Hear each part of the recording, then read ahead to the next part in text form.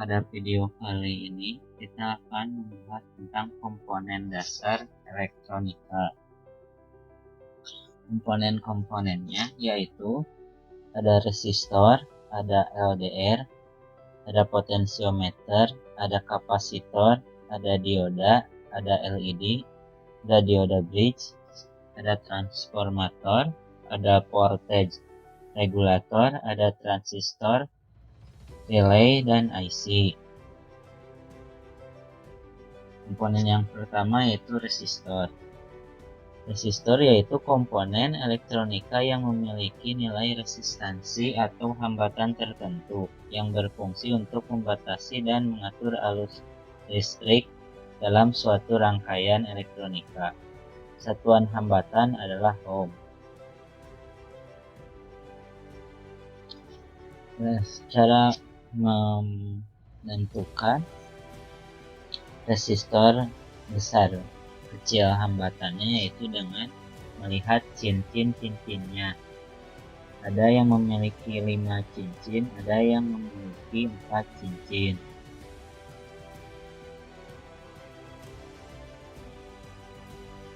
Kemudian komponen selanjutnya yaitu LDR atau Like Dependent Resistor, yaitu jenis resistor yang nilai hambatannya atau nilai resistansinya tergantung pada intensitas cahaya yang diterima. Nilai hambatan LDR akan menurun pada saat cahaya terang, dan nilai hambatannya akan menjadi tinggi jika dalam kondisi gelap. Dengan kata lain, LDR akan menghantarkan arus listrik jika menerima sejumlah intensitas cahaya dan menghambat arus listrik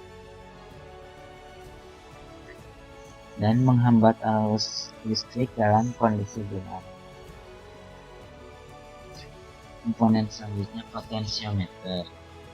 Potensiometer adalah salah satu jenis resistor yang nilai resistansinya dapat diatur sesuai dengan kebutuhan rangkaian elektronika atau kebutuhan pemakaiannya.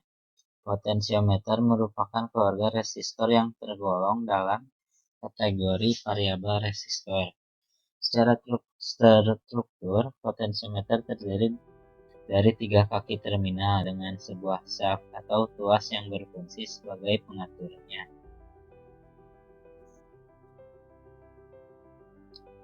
Kemudian ada kapasitor. Kapasitor yaitu komponen elektronika yang dapat menyimpan muatan listrik dalam waktu sementara dengan satuan kapasitansinya adalah farad. Kapasitor dapat menyimpan muatan listrik dalam waktu sementara sehingga sering digunakan sebagai penggeser fasa dan juga sebagai filter dalam pencatu daya. Dapat kita lihat kapasitor ada yang berpolaritas dan non-polaritas.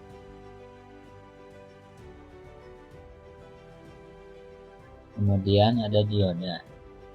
Dioda komponen elektronika yang terbuat dari bahan semikonduktor dan mempunyai fungsi untuk menghantarkan arus listrik ke satu arah, tetapi menghambat arus listrik dari arah sebaliknya. Dioda pada umumnya mempunyai 2 elektroda terminal, yaitu anoda positif dan katoda negatif.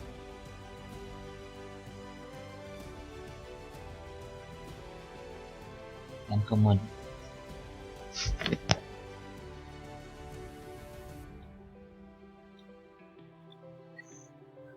LED atau Light Emitting Diode adalah komponen elektronika yang dapat memancarkan cahaya monokromatik ketika diberi tegangan maju. Cara kerjanya pun hampir sama dengan dioda yang memiliki 2 kutub, yaitu kutub positif dan kutub negatif. LED hanya akan memancarkan cahaya apabila dialiri tegangan maju atau forward bias dari anoda menuju katoda. Lalu ada dioda bridge, yaitu jenis dioda yang berfungsi sebagai penyarah arus bolak-balik atau alternating current menjadi arus searah atau direct current.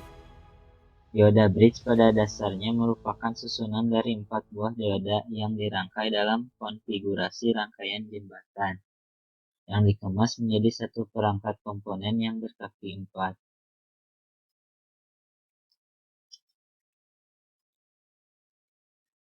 Lalu ada transformator atau trafo, yaitu suatu alat listrik yang dapat mengubah taraf suatu tegangan AC ke taraf yang lain.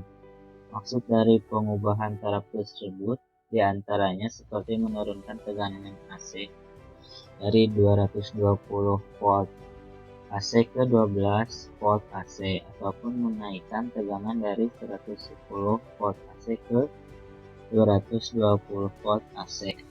Transformator ini bekerja berdasarkan prinsip induksi elektromagnet dan hanya dapat bekerja pada tegangan yang berarus bolak-balik. Kemudian voltage regulator, yaitu salah satu rangkaian yang sering dipakai dalam peralatan elektronika. Fungsi voltage regulator adalah untuk mempertahankan atau memastikan tegangan pada level tertentu secara otomatis. Artinya tegangan output DC pada voltage regulator tidak dipengaruhi oleh perubahan tegangan input.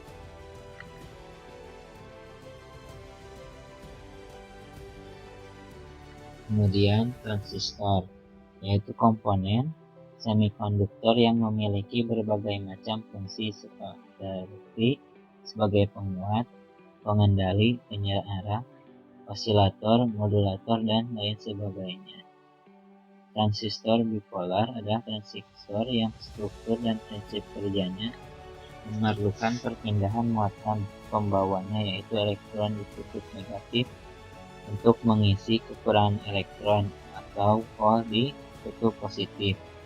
3 terminal transistor ini diantaranya adalah terminal basis, kolektor, dan emitter. Kemudian relay, saklar switch yang dioperasikan secara listrik dan merupakan komponen elektromekanika yang terdiri dari 2 bagian utama, yakni elektromagnet atau coil dan mekanika, seperangkat kontak saklar atau switch.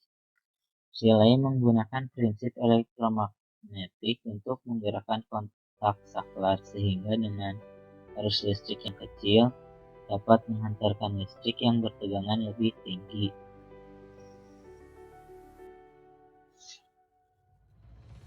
Kemudian IC atau Integrated Circuit, komponen elektronika yang terdiri dari gabungan ratusan, ribuan, bahkan jutaan transistor, dioda, resistor, dan kapasitor yang diintegrasikan menjadi suatu rangkaian elektronika dalam sebuah kemasan kecil. Bahan utama yang membentuk sebuah integrated circuit adalah bahan semikonduktor. Silikon merupakan bahan semikonduktor yang paling sering digunakan dalam teknologi fabrikasi integrated circuit.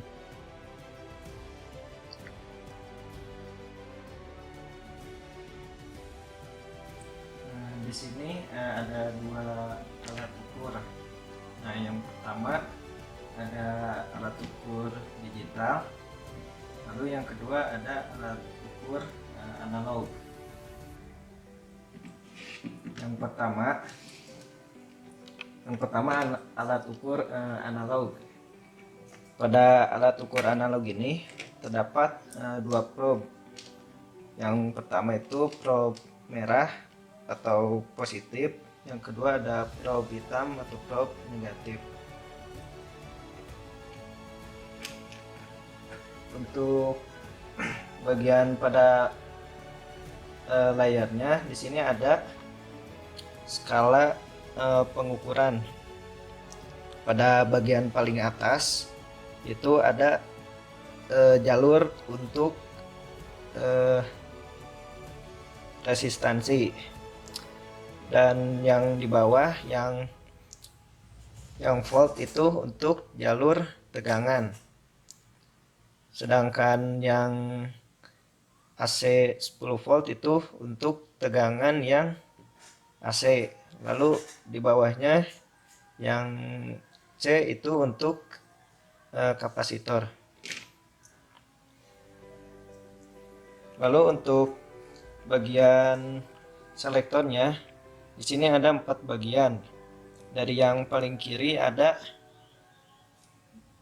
DCV, itu untuk tegangan DC. Yang bawahnya ada DCA, itu untuk untuk arus DC. Yang sebelahnya ada untuk menghitung hambatan. Lalu yang terakhir ACV untuk tegangan AC.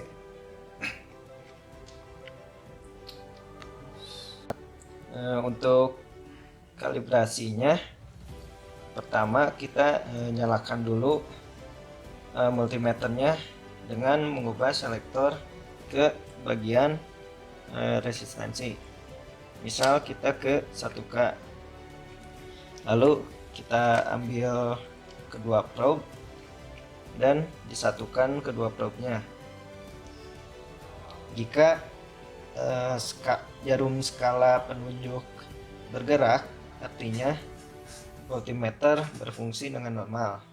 Sebaliknya, jika tidak bergerak, voltmeter tidak berfungsi. Untuk alat ukur yang kedua ini ada multimeter digital. Sama seperti multimeter analog, di sini ada 2 probe. Probe merah itu probe positif, probe hitam probe negatif. Untuk mengoperasikannya, kita bisa mengubah selektornya. Untuk selektor yang V ini berfungsi untuk menghitung tegangan. Bisa diubah dari DC ke AC. Nah, untuk menghitung DC itu logonya seperti ini. Jika ingin diganti menjadi AC, kita pencet select. Nah, logo berubah menjadi AC, itu untuk menghitung tegangan AC. Yang kedua ada untuk menghitung hambatan. Lalu jika dipencet select, ini akan menghitung dari dioda. Jika dipindahkan lagi untuk troubleshoot pada rangkaian, bisa menggunakan ini. Lalu di selanjutnya ada hertz, dan untuk menghitung arus juga ada.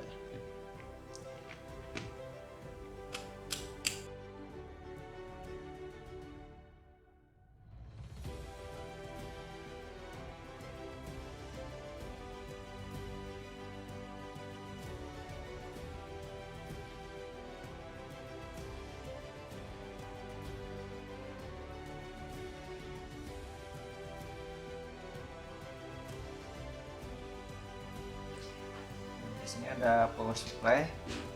Untuk bagian-bagian pada power supply, yang pertama ada probe. Ada 2 probe, yang merah itu untuk yang positif, yang hitam untuk negatif.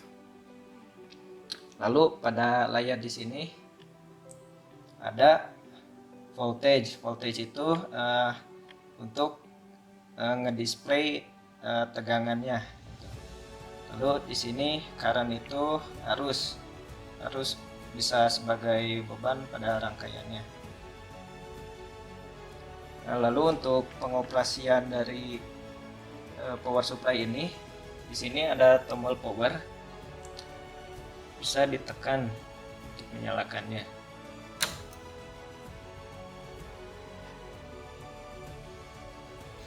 Nah, untuk mengatur tegangan dari power supply, kita bisa memutar pada bagian ini. Pada saat diputar, tegangan akan naik secara perlahan. kita bisa mengaturnya sesuai dengan keinginan. Untuk mematikannya, kita bisa menekan tombol powernya sekali lagi. Nah, berikut ini bagian-bagian dari oscilloscope. Yang pertama ada tombol power. Ini pada posisi off. Jika diklik, tombol indikatornya menyala, lalu layar akan muncul. Lalu yang kedua ada dua probe, yaitu yang pertama ini probe positif dan ini probe yang negatif.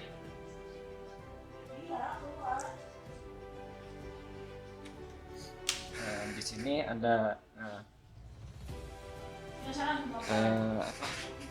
tombol intent, itu untuk mengatur intensitas cahaya yang tampil pada layar. Lalu sebelahnya ada fokus itu untuk mengatur ketajaman gambar dari output oscilloscope tersebut.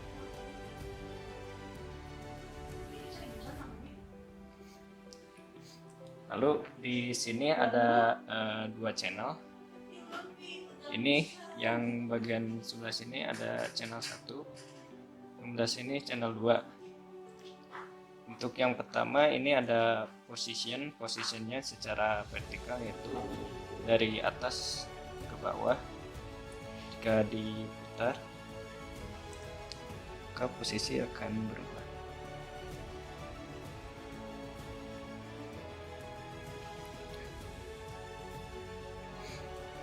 Lalu di bawahnya ada volt per diff, yaitu untuk mengatur tegangan yang tampil pada layar oscilloscope.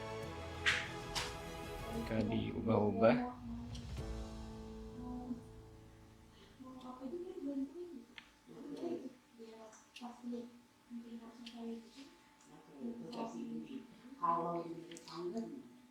lalu di sini ada tombol horizontal, yaitu mengatur posisi secara ke kiri dan ke kanan. Bisa diperhatikan, ini ke kanan, ini ke kiri. Lalu di bawahnya ada temper diff untuk mengatur waktunya, bisa juga diatur.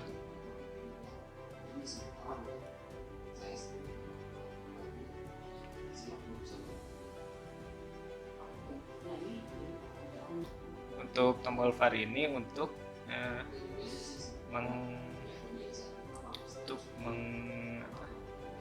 mengepaskan lebih atau kurangnya jika kalibrasi sudah dilakukan. Bisa dilihat ini terlalu kurang, dan jika diatur lagi, ini pada kondisi yang pas. Untuk melakukan kalibrasi bisa dilihat di sini ada call 2 volt peak to peak. Nah, ini standar untuk kalibrasinya. Caranya kita atur di volt per diff-nya. Volt per diff-nya misalnya di sini menunjuk ke angka 1. Nah, di layarnya kita melakukan perkalian dari kotak kotak vertikal dikali dengan volt per diff-nya. Jadi 1 dikali dengan 2, yang hasilnya dengan 2 volt peak to peak. Jika hasilnya tidak sama, misalkan si VAR ini belum di setting, misalnya di sini. Nah, ini kan hasilnya kurang dari 2 volt peak to peak, maka harus dilakukan kalibrasi dengan cara mengatur lagi VAR-nya sampai dengan posisi yang pas.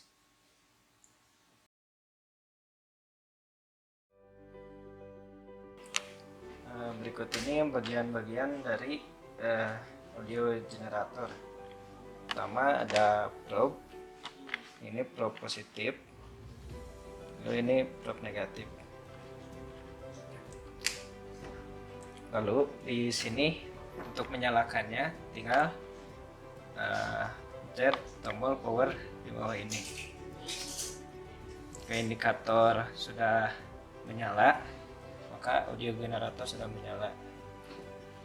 Lalu di sini ada skala frekuensi, bisa diatur-atur sesuai dengan keinginan. Misalkan ini 15 Hz. Lalu di sini ada pengali dari skala frekuensi, bisa dipilih saja, misal di 10 atau tidak di 100 saja. Lalu di bawah ini ada amplitude, ada min juga ada max.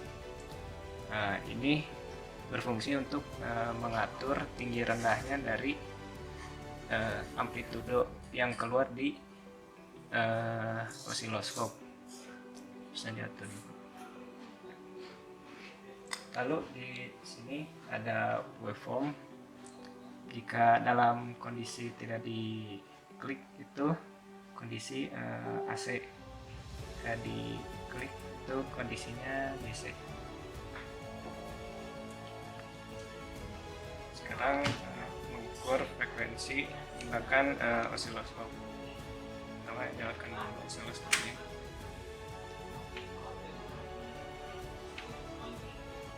Lalu untuk menghubungkannya, sambungkan probe positif dengan probe positif, lalu probe negatif dengan probe negatif.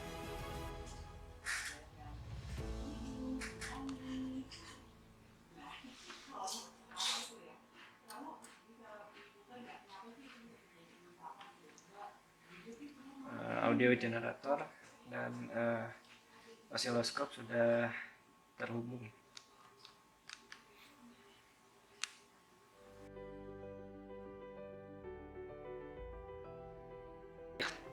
Untuk contoh penghitungannya, dimasukkan misalkan mencari frekuensi sebesar 1000 Hz. Yang pertama, si skala frekuensinya dimasukkan 10, lalu range-nya dengan nilai 100. Lalu saat pindah ke osiloskop,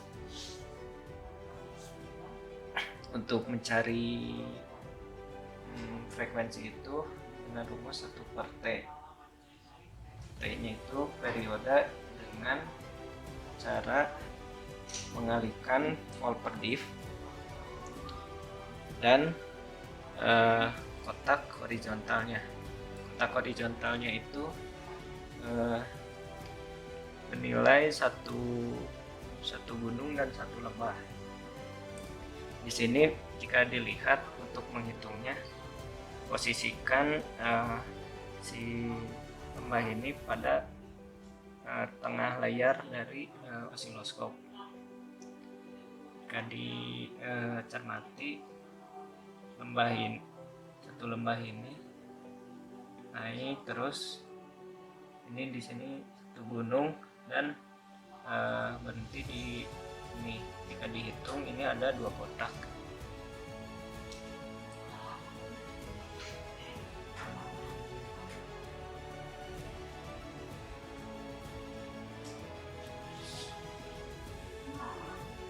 Setelah periode ditemukan, lalu masukkan rumus frekuensinya, yaitu 1/1 milisecond. Lakukan perkalian dan hasilnya 1000 kHz sesuai dengan frekuensi yang dicari.